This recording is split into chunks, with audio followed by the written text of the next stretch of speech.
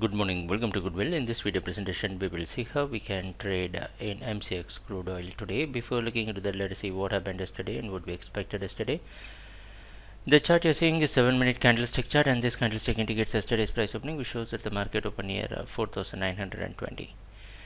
We expected crude oil to stay in buying, maintaining 4,850 as stop, and the price took 4,910 as support, tried to move up, but we had a sharp failure that happened. We can advocate that happened due to some reports, but we don't bother about that. Finally, the price closed near 4,912, and today it's expected to open somewhere near 4,900. No change in our strategy. Still, you can buy till 4,860 by placing stop loss near 4,850. And if the price is coming down below that, we will go for a market watch, and we will wait for the price to show some consolidation. Then we will take a trading decision.